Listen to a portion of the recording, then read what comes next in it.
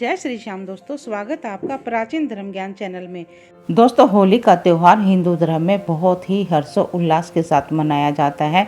पौराणिक मान्यताओं के अनुसार इस दिन बुराई के ऊपर अच्छाई की जीत हुई थी। तो दोस्तों, ज्योतिष शास्त्र में भी इस दिन होली के दिन करने वाले बहुत सारे उपाय बताए गए हैं। यदि किसी के जीवन में परेशानियों ने डेरा डाला हुआ है या किसी के घर में बच्चे विवाह शादी के लायक बैठे हैं, बच्चों के रिश्ते नहीं हो रहे, सब कुछ अच्छा होने के बाद भी बच्चों की शकल सूरत, बैकग्राउंड, जॉब, सरकारी नौकरी, सब कुछ होने के बाद भी बच्चों के विवाह में देरी हो रही है, बच्चों के रिश्ते नहीं आ रहे, और यदि कोई रिश्ता आ भी जाता है तो बात नहीं बनती, बात बनते बनते अटक जाती है। तो दोस्तों, इस तरह की परेशानियों से यदि कोई बच्चा गुजर रहा है या माँ बाप परेशान हो रहे हैं, तो आज मैं होली के दिन करने वाला एक बहुत ही अचूक उपाय बताऊंगी। इस उपाय के करते ही आपके बच्चे के विवाह में जो भी बाधाएं आ रही हैं, वो सभी बाधाएं दूर हो जाएंगी। दोस्तों, मैं ज्योतिष आचार्य सुमन कौशिक, और मैं जो भी उपाय बताती हूँ वो सभी उपाय आजमाए हुए उपाय होते हैं।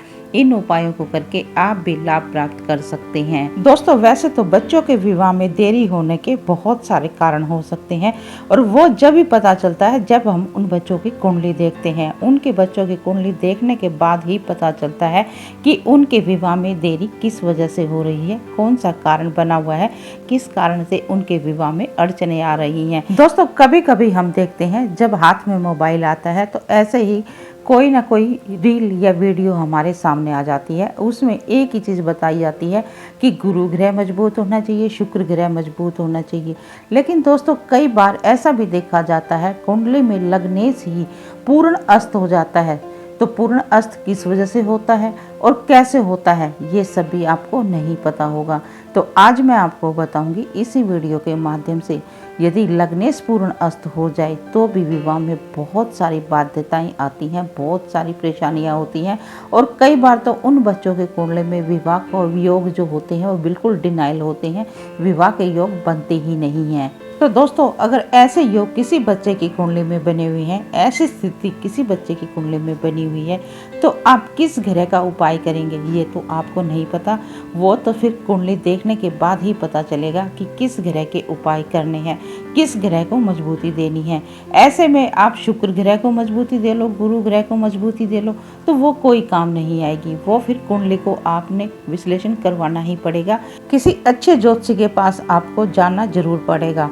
आप कितने भी सप्तम भाव के उपाय कर लें, आप कितना भी गुरु को मजबूत कर लें, आप कितना भी शुक्र को मजबूत कर लें, लेकिन दोस्तों, जब तक जो लग्नेश है वही मजबूत नहीं होगा, स्ट्रोंग नहीं होगा, तो क्या तो सप्तम करेगा, क्या गुरु करेगा, क्या शुक्र करेगा। दोस्तों, कोई भी मांगलिक कार्य तो तभी होता ना जब व्यक्ति स्वयं मजबूत होता है, स्वयं ठीक होता है। तो दोस्तों, आपने लग्नेश कैसे देखना है, अब मैं आपको ये बता देती हूँ। आपके बच्चे की कुंडली का जो पहला भाव होता है, पहला घर जो होता है, उसमें जो गिनती लिखी हुई है, आपको उस गिनती को देखना है। आपके बच्चे की कुंडली में यदि 1 नंबर या 8 नंबर गिनती लिखी हुई है, तो 1 नंबर का जो स्वामी होता है वो मंगल होता है, और 1 नंबर की जो राशि होती है वो मेष राशि होती है, 8 नंबर की वृश्चिक राशि होती है। इन दोनों का स्वामी मंगल होता है। तो आपको मंगल के उपाय करने पड़ेंगे। और मान लो 2 नंबर लिखा हुआ है या 7 नंबर लिखा हुआ है, तो 2 नंबर जो होती है वो राशि वृष होती है, 7 नंबर होती है तुला राशि होती है। इन दोनों का स्वामी शुक्र होता है। तो इनको मजबूत करने के लिए आपको शुक्र के उपाय करने पड़ेंगे। और मान लो 3 नंबर या 6 नंबर लिखा हुआ है, तो 3 नंबर मिथुन राशि होती है और 6 नंबर कन्या राशि होती है। ये दोनों राशियां बुध की राशि होती हैं। तो आपने बुध को मजबूत करना है। और मान लो आपकी कुंडली में पहले भाव में 4 नंबर की गिनती लिखी है, तो 4 नंबर जो होता है वो कर्क राशि होती है, उसका स्वामी चंद्रमा होता है। तो आपने चंद्रमा के उपाय करने पड़ेंगे। और मान लो 5 नंबर की लिखी हुई है, तो 5 नंबर का सिंह राशि होती है, उसका स्वामी सूर्य देव होता है। तो आपको सूर्य को मजबूती देनी पड़ेगी। और यदि आपके बच्चे की कुंडली में पहले भाव में 9 नंबर की गिनती लिखी हुई है या 12 नंबर की गिनती लिखी हुई है, तो उसका स्वामी बृहस्पति देव होता है, गुरु भगवान होता है। तो 9 नंबर की जो राशि होती है वो धनु राशि होती है, और 12 नंबर की जो राशि होती है वो मीन राशि होती है। तो आपको गुरु भगवान के उपाय करने पड़ेंगे, बृहस्पति का व्रत करना पड़ेगा, गुरु को मजबूती देनी पड़ेगी। और मान लो आपके बच्चे की कुंडली में पहले भाव में 10 नंबर या 11 नंबर की गिनती लिखी हुई होती है तो इसका स्वामी शनि देव होते हैं। तो मकर राशि होती है 10 नंबर की गिनती और 11 नंबर की कुंभ राशि होती है।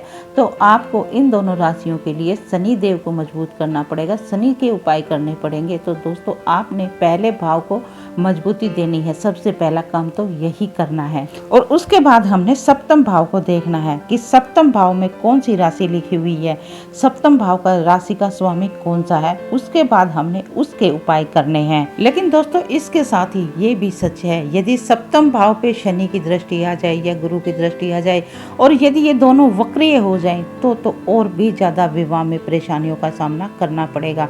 और यदि दोस्तों आपके बच्चे के सप्तम भाव पे या लगन पे वक्रीय शनि की दृष्टि पड़ी हुई है तो आपने इन उपायों को करना है जो मैं अभी आपको बताऊंगी। और ये उपाय आपने होलिका दहन के दिन करना है।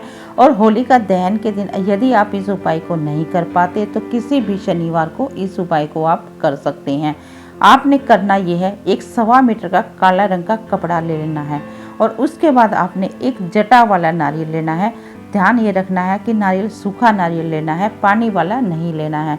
और उसके बाद आपने थोड़े से 1 मुट्ठी साबुत उड़द लेने हैं, उड़द की दाल नहीं लेनी है। और उसके बाद आपने थोड़े से काले तिल लेने हैं, 50 ग्राम काले तिल ले लेंगे तो भी बहुत है। आपने ये चीज़ें लेनी है, 4 चीज़ें हो गई। और दोस्तों अब की बार जो होली का पर्व है ये 13 मार्च को मनाया जाएगा, तो 13 मार्च को ही आपने इस उपाय को करना है। तो उपाय आपने इस प्रकार करना है, होली के दिन आपने शाम के समय जब अंधेरा होने लगे उस समय आपने इस उपाय को करना है। साफ स्वच्छ वस्त्र धारण कर लेने हैं, नहा धोकर आपने साफ स्वच्छ वस्त्र धारण करने के बाद अपने घर के मंदिर के आगे आसन लगाकर बैठ जाना है। फिर आपने काले रंग का जो कपड़ा है उसको रख देना है, उसके ऊपर जटा वाला नारियल रखना है, नारियल के ऊपर हल्दी से स्वस्तिक बना देना है। और उसके बाद आपने उड़द की दाल रख देनी है, काले तिल भी उसके ऊपर रख देना है। आपने फिर इन सब की एक पोटली बना देनी है और पोटली बनाने के बाद आपने भगवान विष्णु के आगे प्रार्थना करनी है और नरसिंह भगवान के आगे आपने प्रार्थना करनी है कि मेरे बच्चे की कुंडली में विवाह संबंधित जो भी दोष है, मेरे बच्चे के विवाह में जो भी अड़चने आ रही हैं, आप उन अड़चनों को दूर करें और मेरी मनोकामना को शीघ्र अतिशीघ्र पूर्ण करें, मेरे बच्चे के विवाह के शीघ्र योग बने, इस प्रकार की आप कृपा करें कि हे भगवान मेरे बच्चे की कुंडली में ग्रहण दोष, काल सर्प दोष, नजर दोष, जो भी दोष हैं वो सब दोष दूर हो जाएं। आप मेरी विनती को स्वीकार करें। इस तरह से आपने मनोकामना बोलते हुए अपने बच्चे का नाम और गोत्र बोल देना है। उसके बाद उस पोटली को अपने बच्चे के ऊपर से 7 बार एंटी क्लॉकवाइज उतार देना है। और उतार कर जब आपने इस मान लो 7 बार आपने घुमा दिया, उतार कर उसको कहीं ऐसी जगह रख देना है जहाँ पे किसी की नज़र ना पड़े।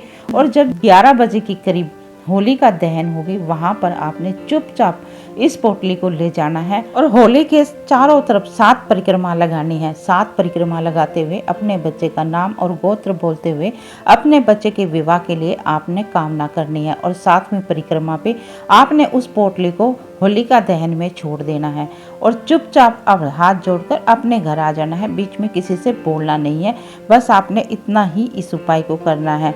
तो दोस्तों इस उपाय की करते ही आपके बच्चे की कुंडली में जो भी शनि से संबंधित दोष है, नजर दोष है, जो भी दोष है वो दोष तुरंत प्रभाव से दूर हो जाएंगे और आपके बच्चे का रिश्ता आप देखना बहुत ही शीघ्र 15 दिन के अंदर अंदर पक्का हो जाएगा। ये मेरा आपसे वादा है। और दोस्तों यदि इस उपाय के करने के बाद भी किसी प्रकार की कोई अड़चन बनी हुई है तो कमेंट बॉक्स में अपने बच्चे का नाम, date of birth, birth time, birth place लिखकर अपनी समस्या लिख दें। मैं आपके बच्चे की कुंडली देखकर कोई ना कोई उपाय बताने की अवश्य ही कोशिश करूंगी।